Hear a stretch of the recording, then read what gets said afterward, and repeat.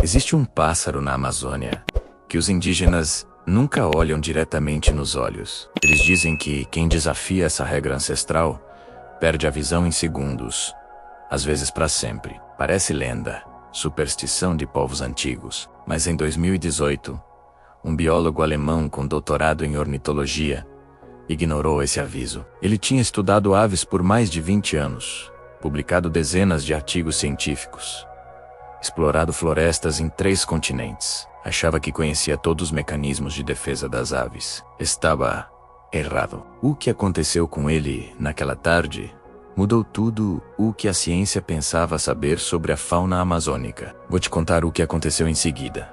Mas antes, se você está na TV, pegue seu celular agora.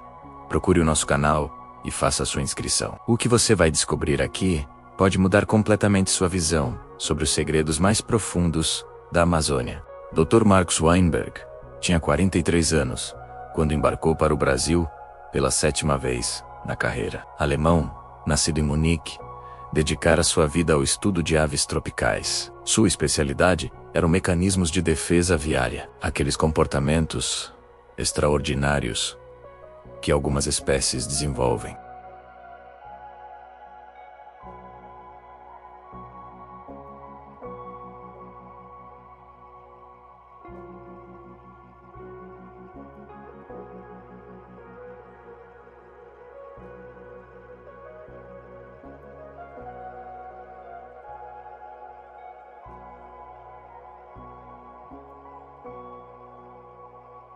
Três semanas catalogando espécies, coletando dados sobre comportamento reprodutivo. Nada que ele não tivesse feito dezenas de vezes. A equipe era pequena, 2 assistentes, um fotógrafo de vida selvagem e 3 guias locais da etnia Yanomami. Foi um desses guias, um homem de 50 anos, chamado Yama, quem fez o primeiro alerta. No segundo dia de caminhada, Yama parou abruptamente e apontou para uma árvore específica à frente. Disse em seu português misturado com Yanomami que aquele era território proibido, que ali vivia um pássaro sagrado, que não podia ser observado diretamente. Weinberg sorriu educadamente, agradeceu e anotou tudo em seu caderno, mas não levou o aviso a sério. Para ele, aquilo era folclore, mitologia indígena fascinante, mas sem relevância científica.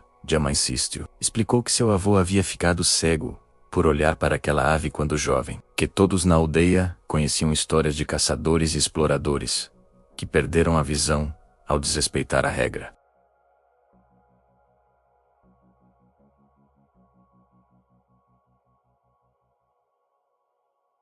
O biólogo alemão ouviu tudo com paciência, mas sua mente científica já estava categorizando aquilo como superstição. Provavelmente, pensou ele, casos de cegueira causados por outras razões, doenças tropicais, infecções, talvez até cegueira psicogênica, causada por medo e sugestão cultural. Ele tinha lido sobre isso. O poder da mente sobre o corpo. Mas o que aconteceu nos próximos 30 segundos mudaria sua vida para sempre. Mas antes de contar, você precisa entender que isso não foi a primeira vez que esse fenômeno aconteceu naquela região.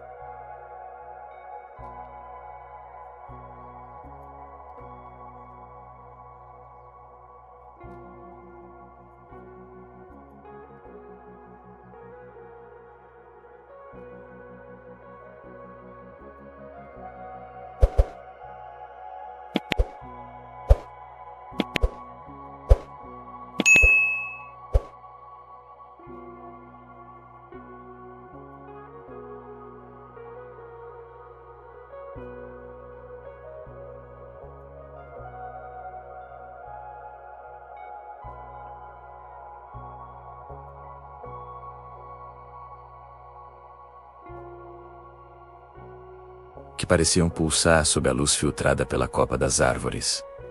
O tamanho era médio, talvez do porte de um tucano pequeno. Mas o que mais chamou a atenção foram os olhos, grandes, redondos, e refletindo a luz de uma maneira que ele nunca tinha visto. Era como se houvesse um brilho interno, uma luminescência própria. Weinberg ficou fascinado. Continuou observando, tentando identificar a espécie, comparando mentalmente com tudo que conhecia de ornitologia amazônica.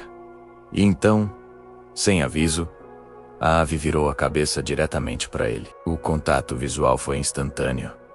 E tudo mudou. Os olhos de Weinberg começaram a arder, como se alguém tivesse jogado ácido neles. A dor foi imediata, insuportável, diferente de qualquer coisa que ele já tinha sentido. Ele largou os binóculos e levou as mãos ao rosto, gritando. Sua visão começou a ficar turva, depois escura nas bordas, depois completamente branca, como se uma névoa densa tivesse descido sobre seus olhos.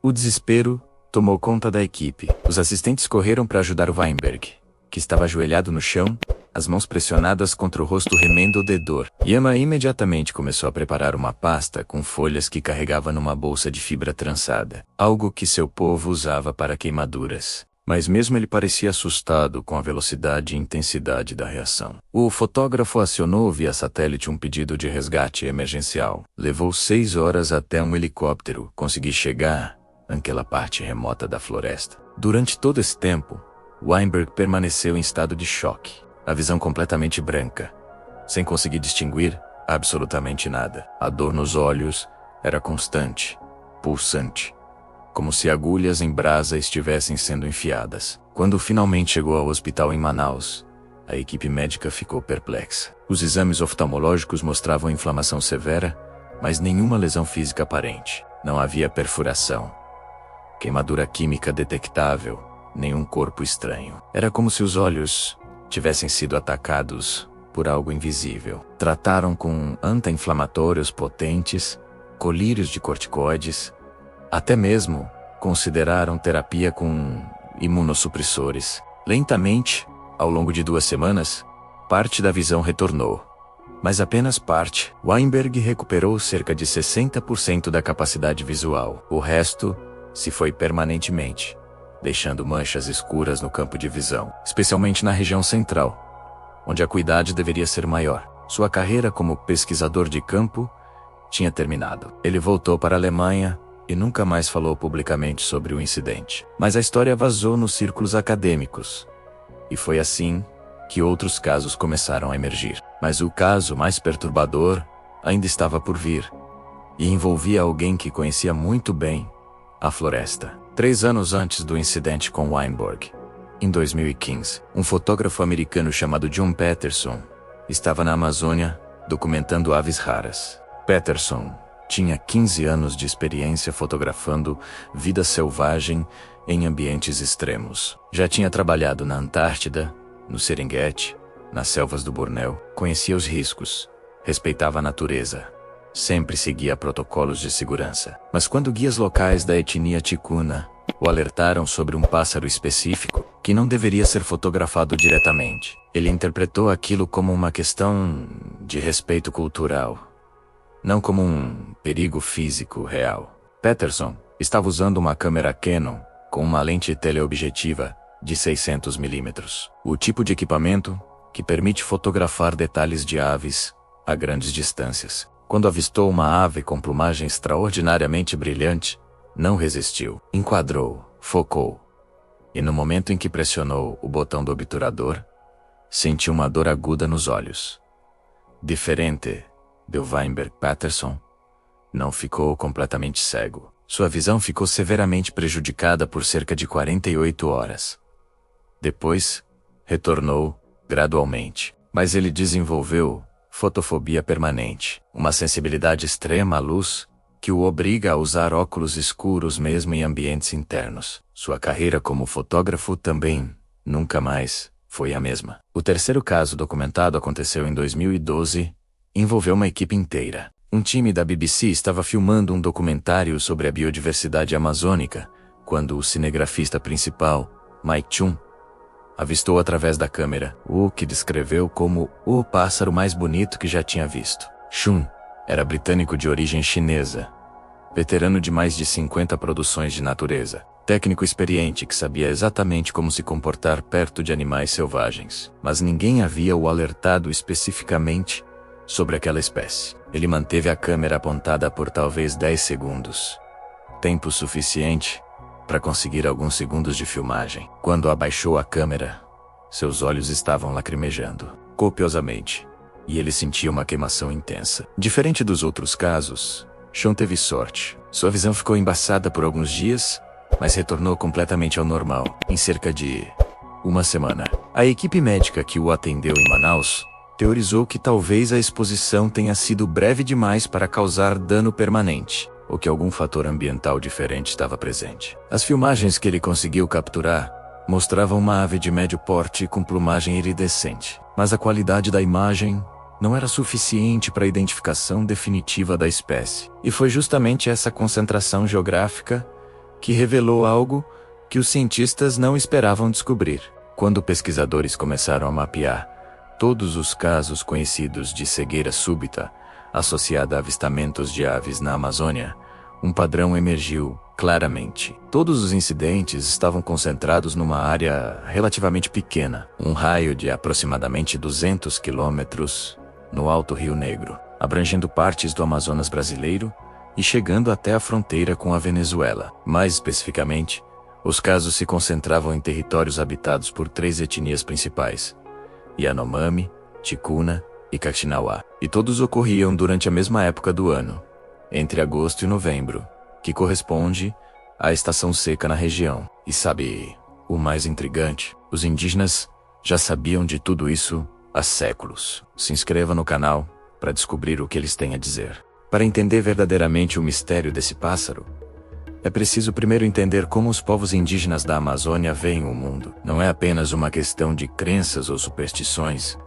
como muitos ocidentais apressadamente classificam. É um sistema complexo de conhecimento acumulado ao longo de milhares de anos de observação íntima da floresta, de convivência diária com cada planta, cada animal, cada fenômeno natural. Quando um pajé Yanomami diz que determinado pássaro não deve ser olhado diretamente, não é um capricho religioso, é um aviso baseado em gerações de experiência prática. Em 2019, uma equipe de antropólogos brasileiros da Universidade Federal do Amazonas conseguiu permissão para documentar o conhecimento tradicional sobre essa ave misteriosa. Passaram 6 meses vivendo em 3 aldeias diferentes, conversando com anciãos, pajés, caçadores experientes. O que descobriram foi surpreendente pela consistência. Apesar de estarem separados por centenas de quilômetros, por barreiras linguísticas e até mesmo por rivalidades históricas, os Yanomami,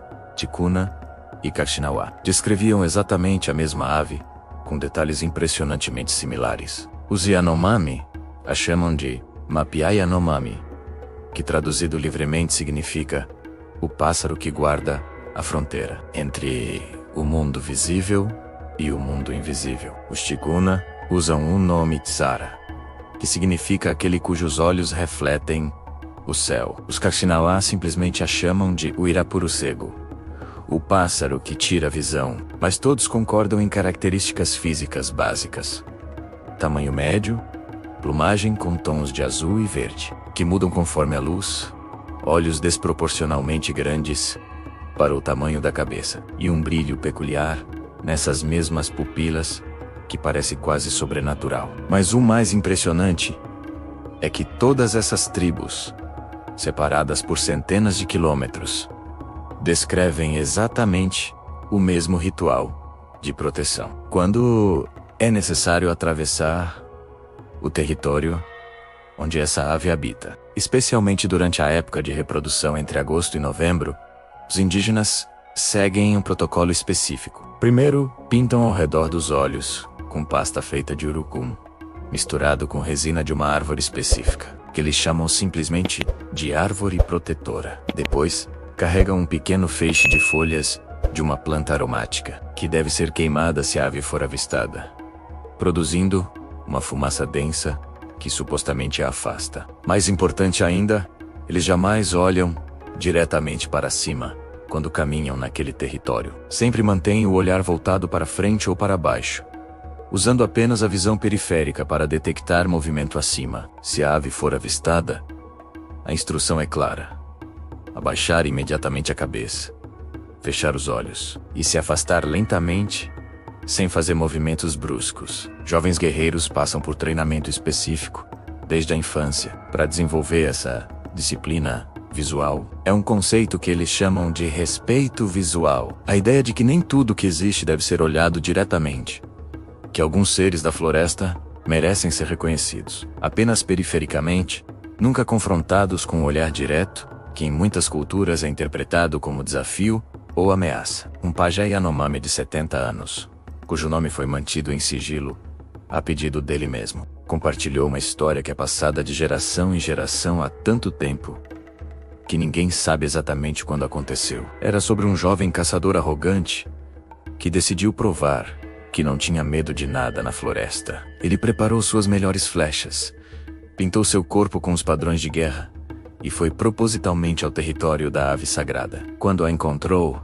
olhou diretamente em seus olhos e gritou um desafio. A ave não voou, não atacou, apenas sustentou o olhar. O caçador sentiu seus olhos começarem a arder, mas manteve o contato visual por orgulho, por teimosia, recusando-se a ser o primeiro a desviar. Quando finalmente a dor se tornou insuportável e ele fechou os olhos, já era tarde. Quando os abriu novamente, estava completamente cego. Conseguiu voltar à aldeia apenas porque conhecia cada centímetro daquele caminho de memória. Viveu o resto de sua vida sem visão. Mas paradoxalmente, dizem que se tornou o pajé mais sábio que a tribo já teve. Porque, segundo a história, só quando perdeu a visão física é que ganhou a visão espiritual verdadeira. E foi essa lenda antiga que levou um xamã a revelar algo que mudaria completamente a investigação. Durante uma cerimônia de ayahuasca, que os pesquisadores foram autorizados a observar,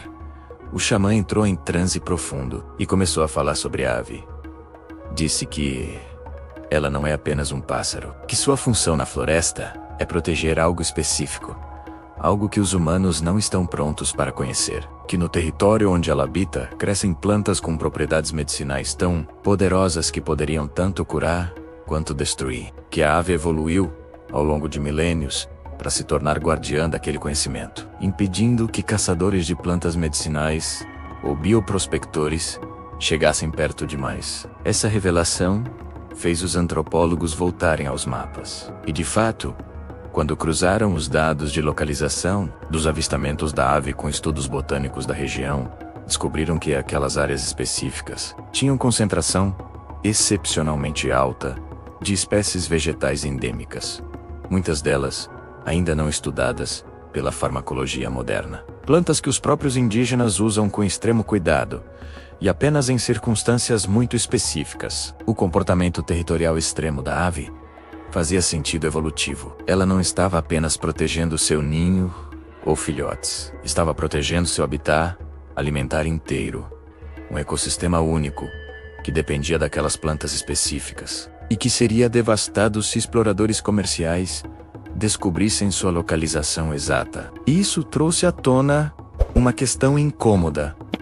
Quantas vezes, ao longo da história, o conhecimento indígena foi descartado como superstição, apenas para ser validado décadas ou até séculos depois pela ciência ocidental? O quinino, usado por povos quechua para tratar febres muito antes dos europeus isolarem o composto. O curare, considerado apenas um veneno místico, até que a medicina moderna descobriu suas propriedades, como relaxante muscular em cirurgias. O açaí, consumido por séculos na Amazônia, e agora celebrado mundialmente como superalimento, a lista é longa e humilhante para a arrogância científica. Essa sabedoria ancestral está se perdendo. Inscreva-se no canal para ajudar a preservar e divulgar esses conhecimentos antes que seja tarde. Com todos esses relatos acumulados, a comunidade científica finalmente começou a levar o fenômeno a sério. A questão central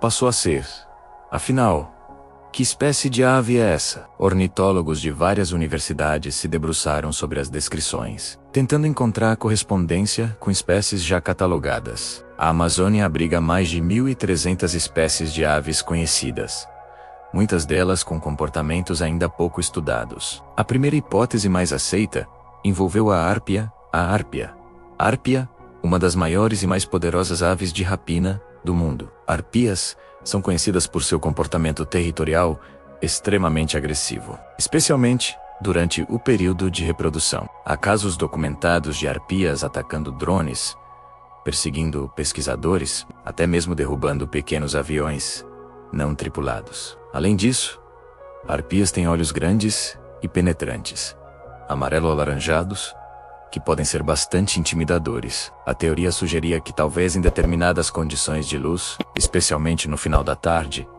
os olhos da arpia poderiam refletir luz intensa, causando desconforto visual temporário em quem observasse através de binóculos ou lentes teleobjetivas, que concentram e amplificam a luz.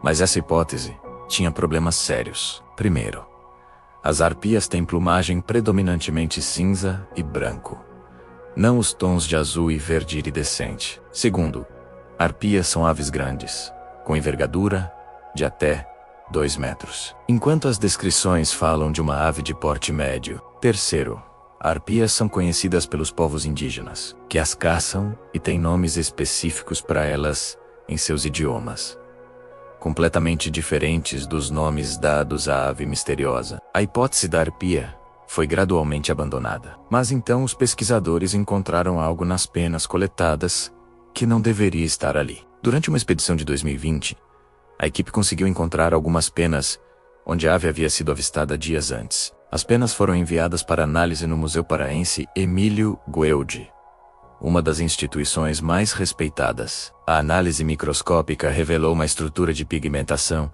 extremamente incomum. As penas não tinham pigmentos convencionais como melanina ou carotenoides. Em vez disso, a cor vinha de estruturas nanométricas, um fenômeno chamado coloração estrutural. Isso em si não é extraordinário.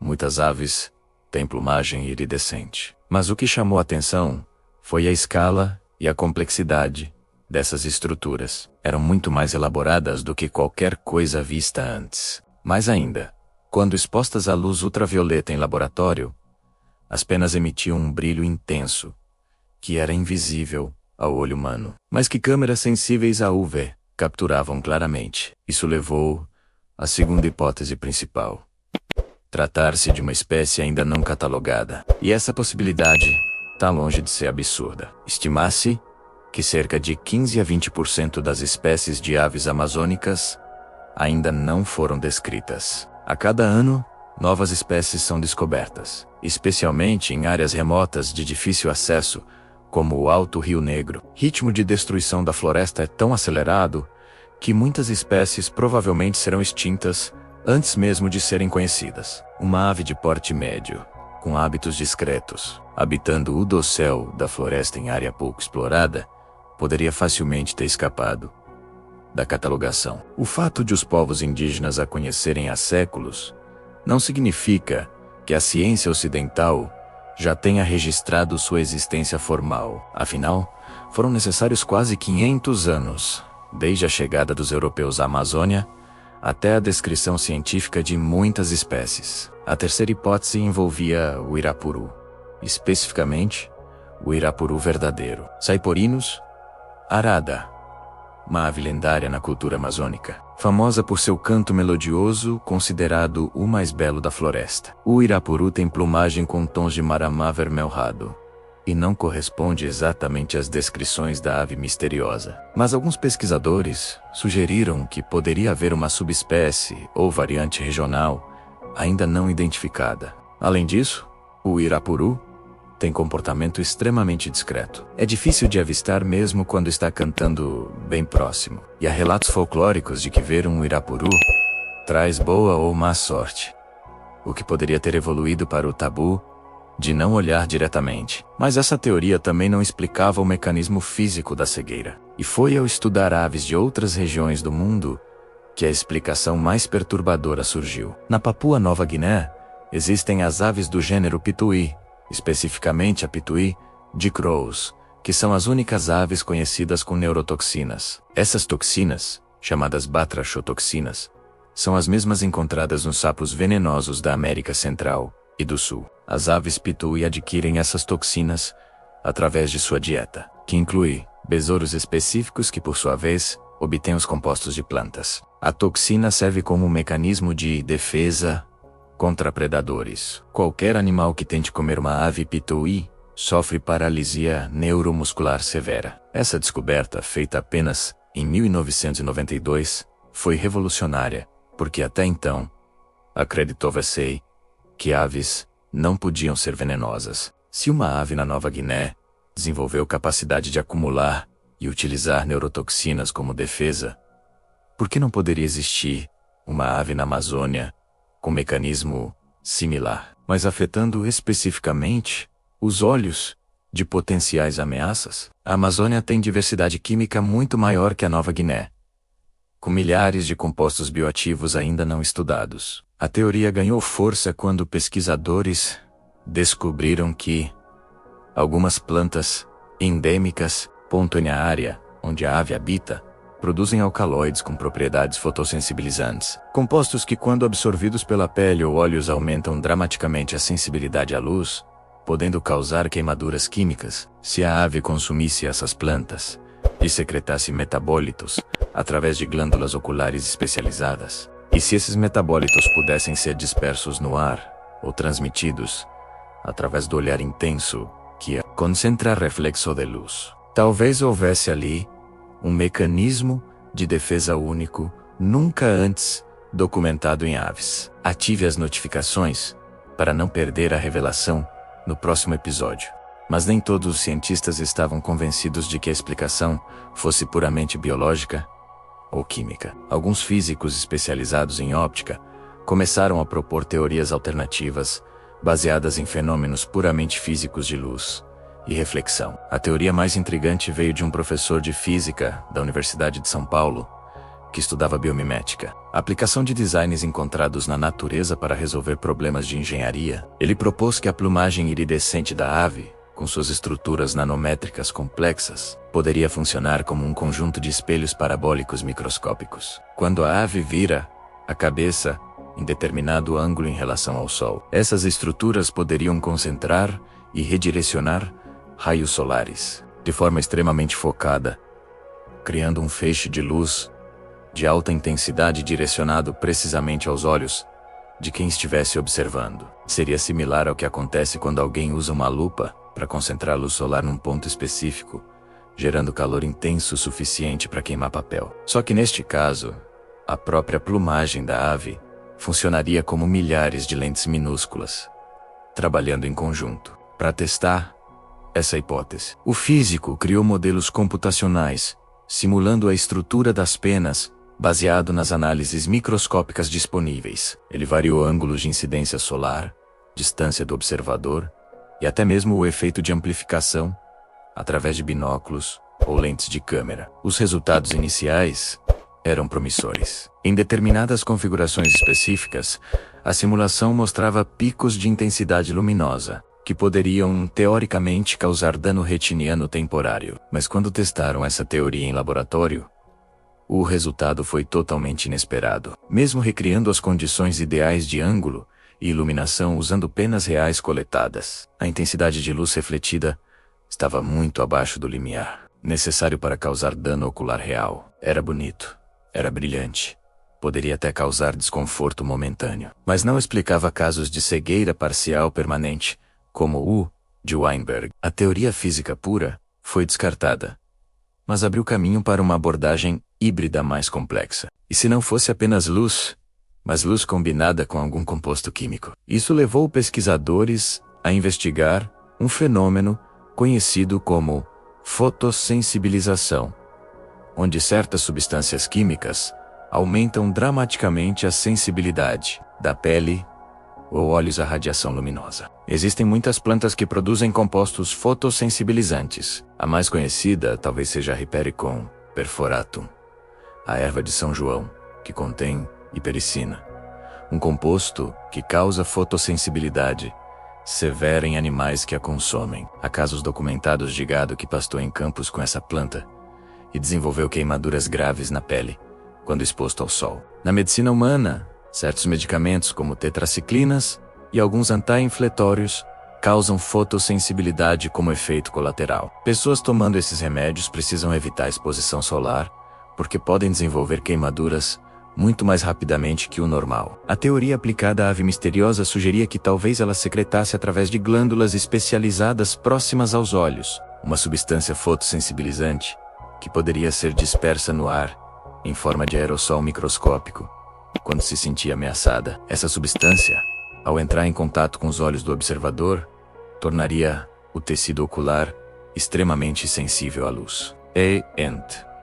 Ou, quando a ave direcionasse para aquela pessoa o reflexo concentrado de luz solar através de sua plumagem especializada, o efeito combinado, fotossensibilização química, mais intensidade luminosa amplificada, poderia causar dano real e duradouro. E então descobriram que todas as vítimas tinham algo em comum que ninguém havia notado antes. Quando pesquisadores revisaram minuciosamente os relatos médicos de Weinberg, Peterson, Schun e outros casos menos conhecidos, encontraram um padrão curioso. Todos haviam relatado, dias antes do incidente com a ave, sintomas leves de irritação ocular, que atribuíram a outros fatores: poeira da floresta, umidade, cansaço, exposição à fumaça de fogueiras. Mas e se aquela irritação prévia fosse, na verdade, o primeiro estágio de exposição a algum agente fotossensibilizante presente no ambiente? Talvez algo que a ave dispersasse continuamente em seu território, marcando aquela área química antes mesmo de um encontro direto acontecer. Essa hipótese ganha credibilidade quando consideramos que muitas aves usam secreções químicas para marcar território. Pombos, por exemplo, secretam um óleo através de glândulas próximas à cauda que espalham nas penas durante a limpeza. Algumas aves marinhas produzem um óleo com cheiro forte que ajuda na impermeabilização e também serve como marcador olfativo. Se a ave amazônica misteriosa tivesse desenvolvido uma secreção territorial que incluísse compostos fotossensibilizantes, derivados de sua dieta específica de plantas endêmicas daquela região, qualquer pessoa passando tempo no território dela ficaria gradualmente mais vulnerável a danos causados por exposição à luz intensa. Isso explicaria por que guias locais que conhecem o território e tomam precauções, como a pasta de urucum ao redor dos olhos, que poderia funcionar como barreira física contra aerossóis químicos, não sofrem os mesmos efeitos. Também explicaria por que a intensidade dos sintomas varia entre vítimas. Alguém que passou vários dias no território da ave antes do encontro visual direto teria acumulado mais do composto fotossensibilizante e sofreria danos mais severos. Mas ainda havia outra possibilidade que não podia ser ignorada completamente, por mais que cientistas relutassem em considerá-la seriamente. E se pelo menos parte do fenômeno fosse psicológica? Qual teoria faz mais sentido para você? Comente e se inscreva para participar dessa investigação conosco. O efeito nocebo é o oposto do placebo. Enquanto o placebo pode melhorar sintomas através da crença, o nocebo pode criar sintomas reais. Há experimentos onde pessoas desenvolveram erupções cutâneas, náusea ou dor intensa, informadas que essas reações aconteceriam. Em culturas com crenças profundas em maldições, há casos de morte sem causa médica aparente, fenômeno chamado morte voodoo. A pessoa acredita tão intensamente que foi amaldiçoada que seu próprio corpo cria as condições para o falecimento. Seria possível que ocidentais, alertados por guias indígenas sobre os perigos da ave, amplificassem desconfortos em sintomas severos? O problema é que essa teoria não explica casos como o de Schun, que não havia recebido avisos específicos antes do incidente. Além disso, os exames médicos mostravam inflamação real, não imaginária. Ainda assim, psicólogos argumentavam que o componente psicossomático não pode ser descartado, dado o estresse de exploradores.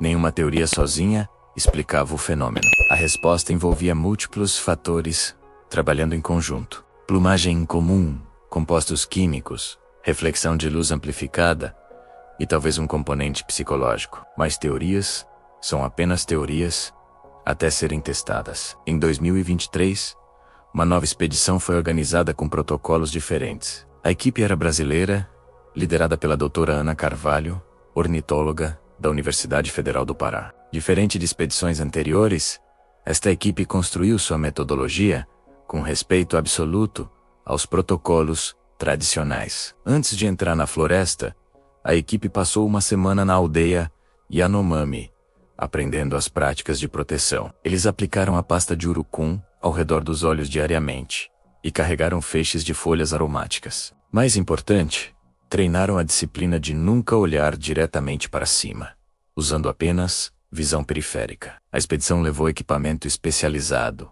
câmeras com sensores de movimento, gravadores de áudio e armadilhas fotográficas. A ideia era documentar a ave sem confronto visual direto. Nos primeiros 4 dias, nenhum avistamento. A equipe mapeou, coletou amostras, mas a criatura misteriosa permanecia invisível. No 5º dia, quando pensavam em desistir, o guia Yanomami sussurrou: "Ela está aqui." A equipe congelou. O guia apontou discretamente, mantendo o olhar fixo. Ninguém olhou diretamente. Ativaram as câmeras remotas. Pelos monitores, puderam ver a ave pela primeira vez, de forma controlada e segura. Ela estava empoleirada a 12 metros de altura, numa árvore sapotácea. Tinha 35 centímetros de comprimento. Sua plumagem atulesferdeda tinha iridescência intensa, mudando de tom com o movimento da cabeça. Os olhos eram desproporcionalmente grandes, amarelo-dourados, com pupilas que refletiam luz de forma quase metálica. E foi nesse momento que um dos pesquisadores percebeu algo que explicaria tudo. Ao redor da árvore, havia uma concentração incomum de plantas com flores brancas e folhas peculiares. O botânico identificou espécies do gênero Brunfelsia, conhecidas por alcaloides psicoativos e propriedades fotorreativas. Havia também orquídeas epífitas associadas à produção de substâncias com efeitos sobre o sistema nervoso. A ave não estava protegendo seu ninho. Estava guardando uma farmácia natural, um microecossistema único. Sua dieta incluía frutos e insetos daquela área, concentrando em seu organismo compostos bioativos únicos. Essa expedição provou que respeito e ciência podem andar juntos. Inscreva-se para ver as imagens exclusivas. A expedição de 2023 foi revolucionária, não por resolver o mistério, mas por demonstrar uma verdade fundamental. Conhecimento indígena não é superstição, mas um sistema epistemológico próprio, construído por milênios de observação rigorosa. Quando os Yanomami dizem para não olhar uma ave, não é misticismo, é conhecimento prático que salvou vidas. Esse saber é testado por gerações, prevenindo encontros perigosos e garantindo a sobrevivência na floresta. O problema nunca foi a validade desse conhecimento, mas a arrogância de exploradores e colonizadores. Eles presumiram superioridade intelectual, baseada em diferenças culturais e tecnológicas. A história está repleta de exemplos dessa arrogância sendo desmascarada séculos depois. O quinino, que salvou milhões da malária, vem da casca da cinchona, usada pelos Quechua, muito antes dos europeus. Séculos de colonização foram necessários para a medicina ocidental reconhecer o princípio ativo, apropriando-se da descoberta. Curare, antes visto como veneno selvagem, revelou-se um relaxante muscular extraordinário. Hoje, é usado em cirurgias globais. Mas quantos médicos conhecem sua origem indígena? Ou reconhecem a sofisticação química necessária para extrair e aplicar esse composto complexo? Açaí, alimento básico amazônico por milênios, foi desprezado por colonizadores europeus. Só no século XXI, com tendências ocidentais, virou superalimento global, gerando bilhões, frequentemente, sem benefício proporcional para as comunidades que sempre souberam de seu valor. A lista continua. Ayahuasca, copaíba, guaraná, andiroba, sucupira. Cada um com suas propriedades. Representam séculos de experimentação, observação e transmissão oral. Precisa de conhecimento. Mas talvez a lição mais profunda dessa ave misteriosa vá além da validação científica. Talvez nem tudo na natureza precise ser compreendido, catalogado e explorado. Existe valor em mistérios velados. Algumas fronteiras existem para serem respeitadas, não ultrapassadas. A floresta amazônica desaparece a uma taxa alarmante. A cada minuto, 3 campos de futebol. Com essa destruição, perdemos não só árvores e biodiversidade, mas também conhecimento. Quando uma língua indígena morre, séculos de observações sobre plantas, animais e clima desaparecem. Conhecimento transmitido oralmente, que poderia conter soluções para problemas futuros. Essa história nos ensina mais sobre nós mesmos do que sobre a ave.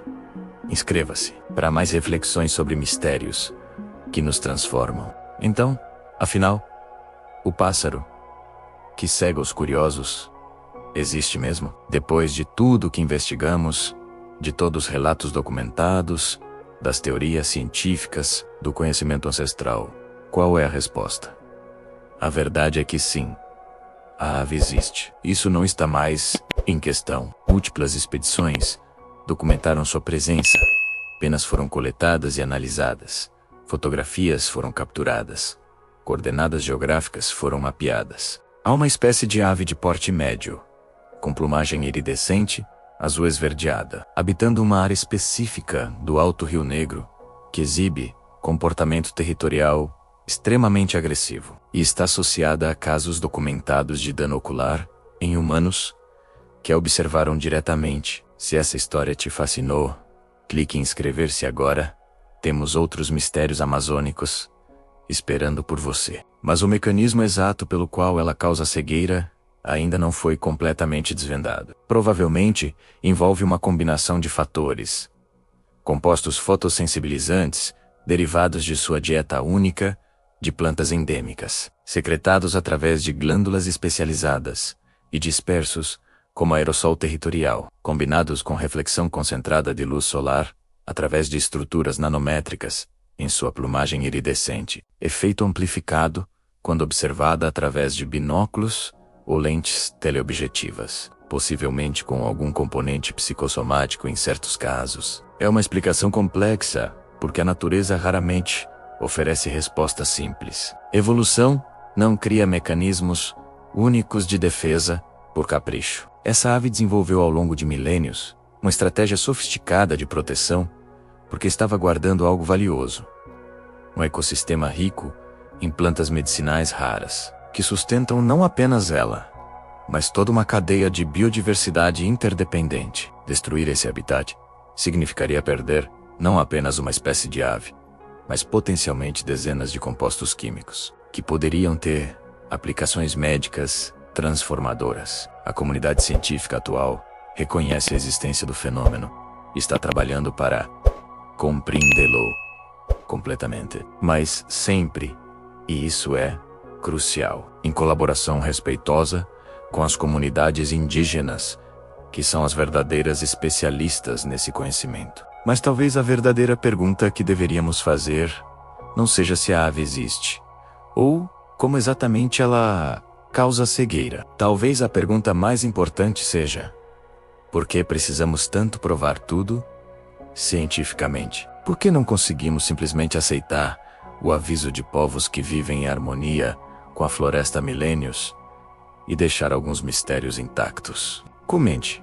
Você olharia nos olhos dessa ave se tivesse a chance? Queremos saber sua opinião. Há um tipo de sabedoria em saber quando não olhar, quando não tocar, quando não explorar, em reconhecer que nem tudo que existe precisa ser catalogado em museus ou reproduzido em laboratórios, que algumas coisas na natureza têm direito de permanecer selvagens, misteriosas, protegidas. A ave do Alto Rio Negro nos oferece uma lição profunda sobre limites, sobre respeito, sobre humildade. Ela nos lembra que somos visitantes na floresta, não donos, que conhecimento não é posse exclusiva da academia ocidental, que mistério não é ausência de compreensão, mas presença de algo maior, que nossas categorias conseguem conter. Quantos outros segredos a Amazônia ainda guarda? Quantas outras aves impossíveis, plantas milagrosas,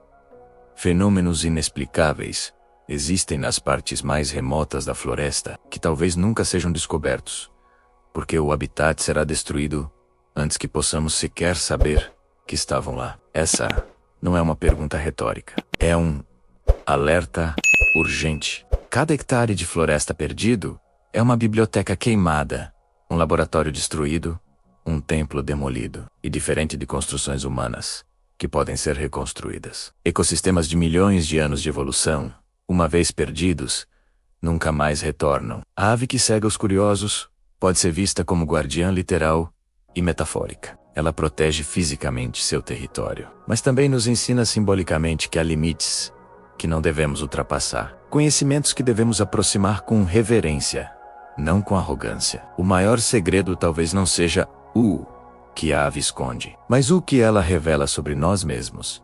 Nossa tendência a desrespeitar avisos, nossa obsessão com dominação, através de conhecimento, nossa dificuldade em aceitar que nem tudo foi feito para ser completamente compreendido por nós.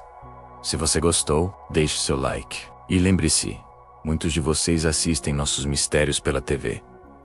Para não perder a continuação dessa saga amanhã, verifique agora se o botão de inscrição está ativado. Obrigado por ter chegado até o final dessa jornada conosco. Se você está aqui agora, é porque faz parte de uma comunidade especial de pessoas que valorizam o mistério, que respeitam o conhecimento ancestral, que entendem que a natureza ainda tem muito a nos ensinar, se tivermos humildade suficiente para ouvir. Deixe aqui nos comentários qual o mistério da Amazônia você gostaria que investigássemos no próximo vídeo. Há tantas histórias fascinantes esperando para serem contadas.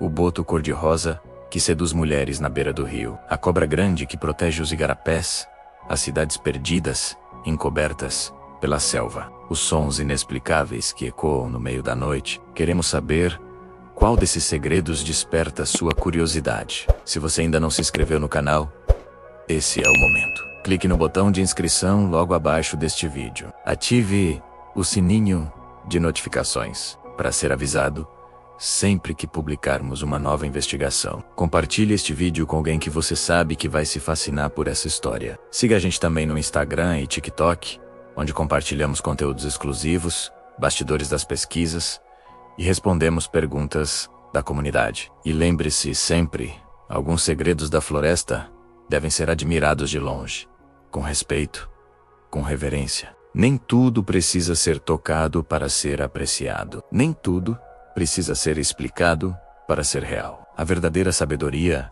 às vezes, está em reconhecer nossos limites e honrar os mistérios que a natureza escolheu preservar. Até a próxima aventura, exploradores. Continuem curiosos, mas sempre respeitosos. A Amazônia agradece.